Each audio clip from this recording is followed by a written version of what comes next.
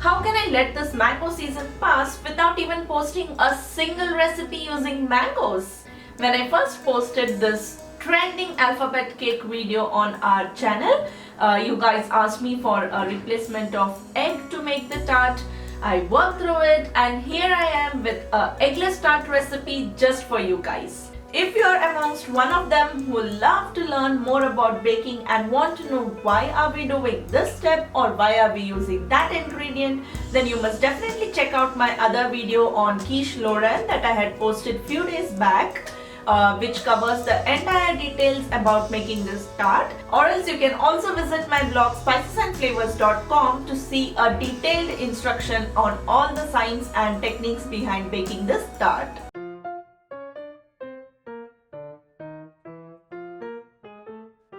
In a bowl here I have some flour and cold butter. I have cubed the butter so it would be easier for us to rub it into the flour. Adding just about a pinch of salt. Now let's rub the butter and flour together until it resembles a wet sand-like texture. Why do we do this? And what's the purpose of each ingredient? I have explained this and many more in the previous video quiche Lorraine, or you can even find all the information in a written format on my blog spicesandflavors.com, linking that up in the description box below just in case if you would like to have a look. Once you have rubbed the butter and flour together, just shake your bowl just like the way I'm doing it here. This would bring up all big chunks of butter onto the top, which you can then break and rub into the flour. After the rubbing in process, let's add in our sugar and mix that through as well. Finally, it's time to bring it into a dough, for which here I'm adding some cold water. Along with it some vanilla essence for flavor, and then just combine everything into a dough. Remember, never knead your cookie dough, or in this case the sweet paste dough. Give the sweet paste dough a circular shape, flatten it out, cling wrap and let it sit in the refrigerator for a minimum of 30 minutes. Also remember, the thinner you pat, the faster it will chill. It's been 30 minutes now. Take your sweet paste dough out of the refrigerator and then roll it into an even thickness.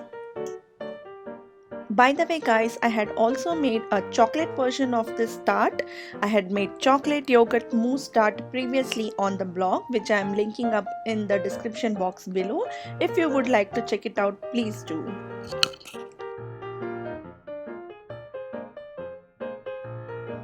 While rolling the dough, you might find that some part cracks or crumbles. Do not worry, just bring the dough together and keep rolling.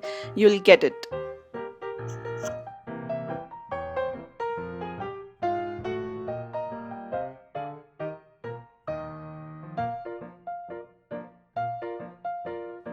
Here I have taken a 20 cm tart tin that I have buttered and lined with the parchment paper. Roll your sweet paste dough in a way that it fits the height of your tart tin as well.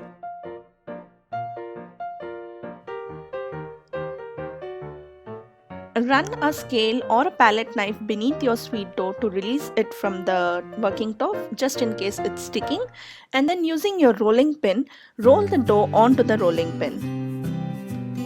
Gently lift it up, place the tart tin and re-roll the dough onto the tart tin.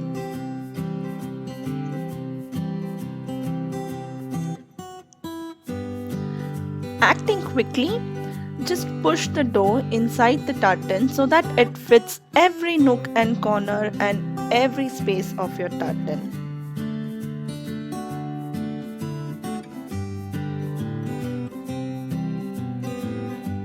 Make sure your dough is touching each and every nook of your tart tin, and also it is sitting straight onto the sides of your tin. Once you have lined your tin with the dough, trim off the excess.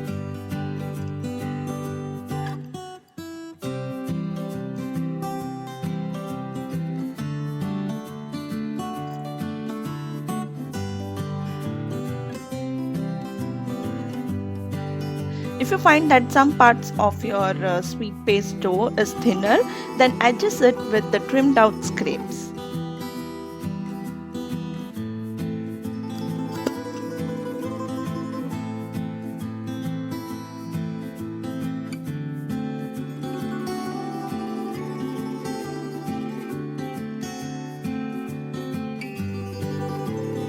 At this stage, you might be asked to trim off the excess from the top, but my tip for you is to leave out some excess bit hanging on top. That is because no matter how much you chill it, this sweet paste or even the short paste for that matter will shrink a bit. So even if it shrinks, we have that excess bit to match our height. Now let's chill it in the refrigerator for minimum of an hour. Gather the scrapes into a dough and store it in a refrigerator for up to 2 months. This makes excellent sugar cookies. It's been an hour now. Let's prepare our cartouche for blind baking. Here I have a square parchment which I'm gonna fold to get a triangle. Then folding through the larger side of the triangle one more time to get another. We will repeat this for one more time. And that's it. We'll keep one tip of the triangle or at the center of our tart and then cut off the excess. You can also use this method to line the base of your baking tin. There you go, you get a beautiful round shape, perfect enough to cover your tart shell.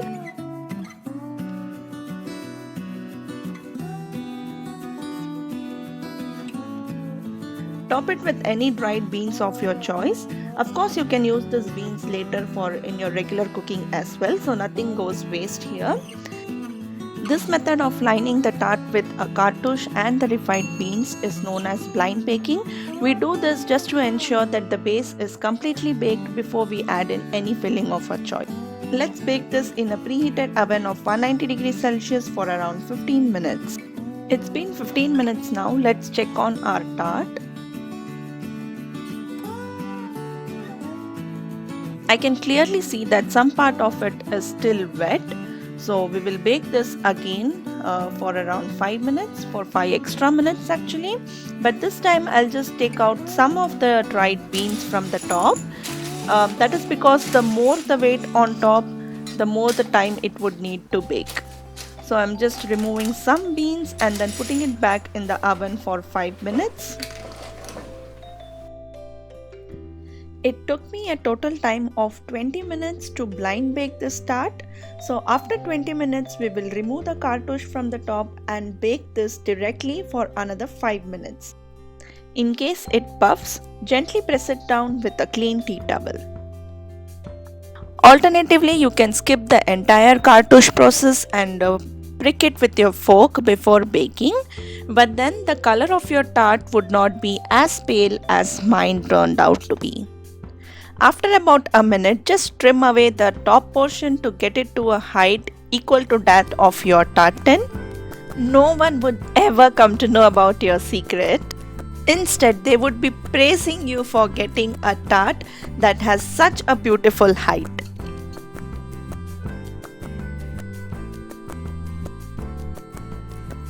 Let's put this to a side and start preparing our crème pâtisserie, that is the custard filling. For which here I have taken vanilla bean paste and milk in a saucepan.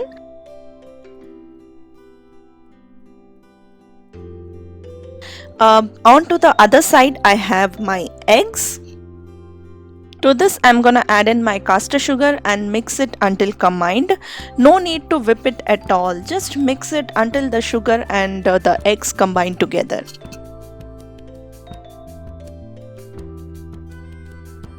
Once combined, add in your plain flour and custard powder and then mix it once again until combined. Again, there is absolutely no need to whip this mixture, just mix it until it is combined together.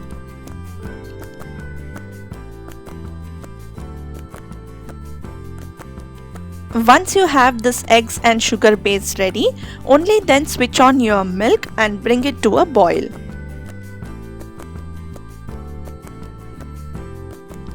The milk is beginning to boil, as you can see here. Before adding my milk to the egg base, I am just mixing it once more just to ensure that the cornstarch has not settled to the bottom. Now that our milk and vanilla bean paste mixture has come to a rolling boil, I'll add it to our egg base slowly and gently, and keeping in mind that I'm stirring it continuously. If you are looking for an eggless custard based recipe, I have already shared one in my previous alphabet cake video. I'll link that up here or in the description box below for you to check it out. Transfer the egg base once again onto your saucepan and stir it continuously until it thickens. Do not leave your hand, it will come to a boil and then thicken immediately in a matter of few minutes. Say about just 2 to 3 minutes to the max. Do stir it continuously to get a lump-free and smooth custard. As you all can see, the custard is all thickened now. We will now transfer it onto our prepared tart base. That lump-free and smooth custard is already looking so tempting. I cannot wait to dress it up.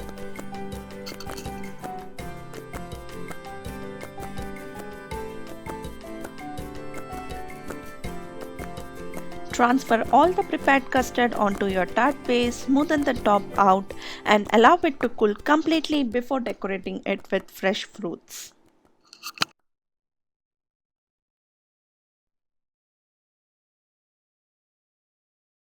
And that brings us to our final step, that is decorating the tart with fresh fruits. And since mangoes are in season, I thought of making a mango rose decoration on top, for which here I have peeled the mangoes and then removed the pulp from the seeds. Make thin and even vertical slits from the pulp.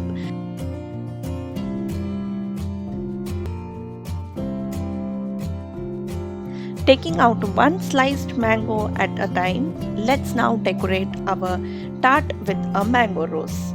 Starting from the outer circle, place your mango slices overlapping each other in a way that I am showing it to you here in this video.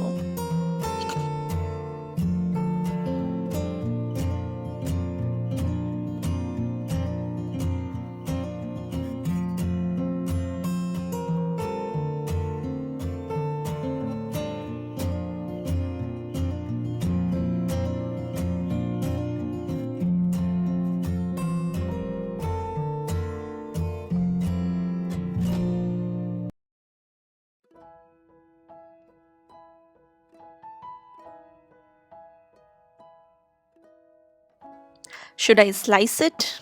Nah, I just don't feel like slicing this beauty. With big heart, I'm making that first cut on a elegant and classy looking this mango rose tart.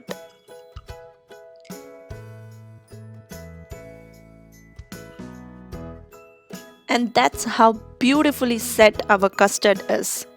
The biscuity crumbly base with the completely set custard and the goodness of mangoes.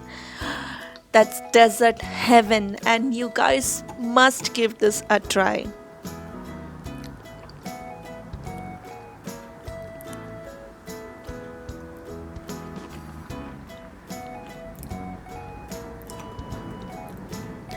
Wait for that perfectly baked crust.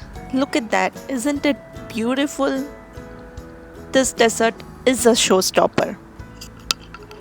That brings us to the end of this video. If you liked it, do hit the like button, share it with your friends and family, comment below and let me know which is your favorite fruit and what would you like to top this tart with.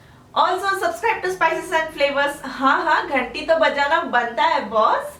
So I'll see you next time. Until then, this is Sushma signing off from Spices and Flavors. Take care. Bye bye.